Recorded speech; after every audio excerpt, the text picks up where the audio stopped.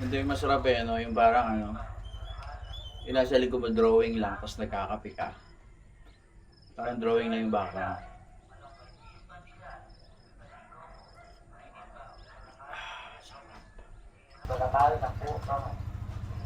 Ah, tapos kakanta ka ng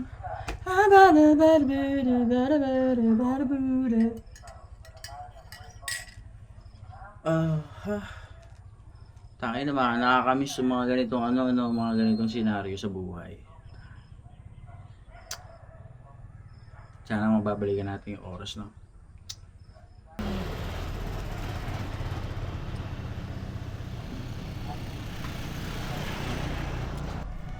Ang sarap sa probinsya. Sarap mabuhay pag ganito yung yung view. Tapos walang stress. Ay, napakasarap. Ayan.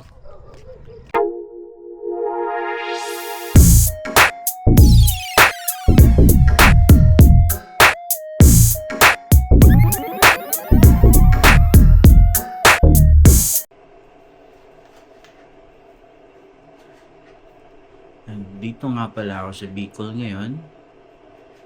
Dito sa Iriga City. Magtitimpla tayo ng kape. Alright.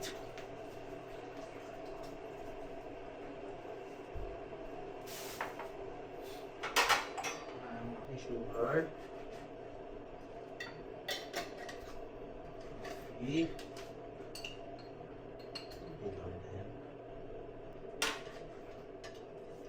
Milk.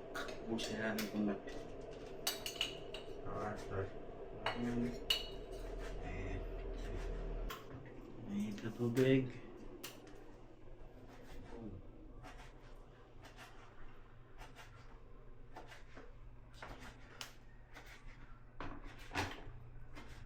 Tara, labas tayo.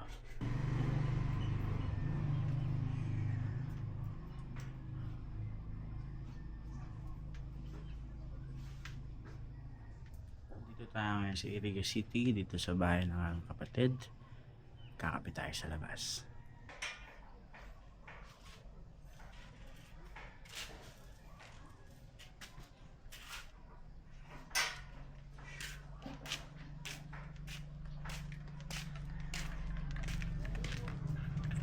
Ito masarap sa probinsya, no?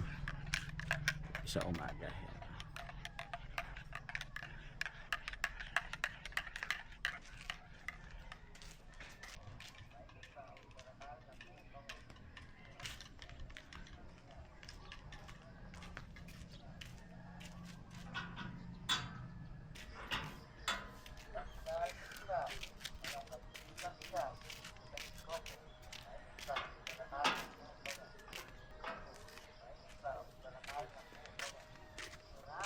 Tayo sa labas ngayon at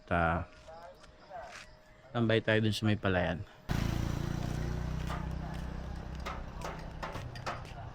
Ako nagkakabit sa umaga. Wala tayo dun.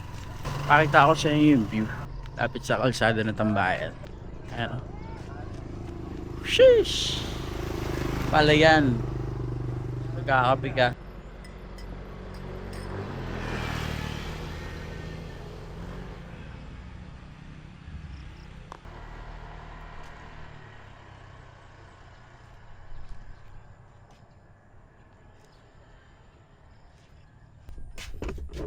Magandang view sa lahat ng view.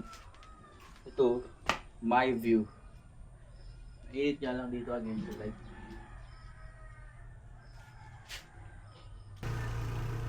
Mga ganitong mga ganitong senaryo yung masarap balikan sa buhay. Sana pagtanda natin merong rewind. Sana mababalikan natin yung oras. Kaya habang bata ka pa pare, ang tol, sulitin mo yung oras tol. Hindi na ulit tayo magkikita-kita sa susunod. Sa susunod na 100 taon, puro buto na tayong lahat. Diba? Kaya enjoy mo yung buhay mo. Huwag kang magpapaka-stress. Chill lang. Di motherfucking say shish. Cut nga sabay. Pala ang aking pinsan si Manny. Sama ko siya dito, si Erica. Ayan man, say hi. Ayan. Kumusta ka naman? Okay lang. Okay lang. Kami sa Iriga City, sa bahay ng ate ko. Ayan, kape kami sa labas.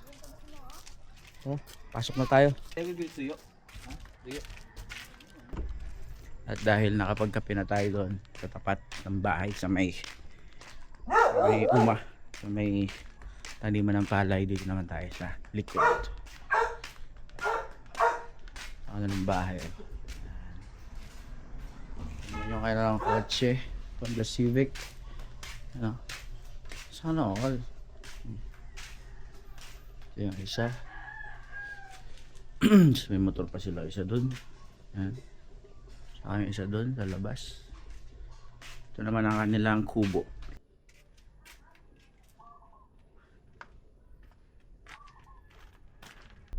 Meron sila maliit na kubo dito. Ayan. Sarap patulog dyan. Sa kubo na to.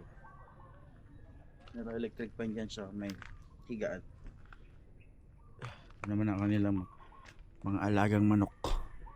Yung mga tanim nila yan. Mga tanim nila yan sa flowers nila.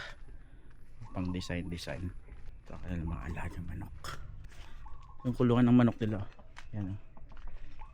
Ang net na to. Tapos mga pato nila doon pa sa dulo eh. Ito natin ang mga pato. Ito naman sa bandang dulo. So ito mga pato. Ito mga pato. Mga bibi. Dalakad. Balik na tayo doon. Yep. Kagilid. Anyway, yun lang. Tapos na ang aking quick tour dito sa bahay. At masarap magkape dito. Ito, kasama ko ulit ang aking pinsan. Ayan. Luto siya ng almasal.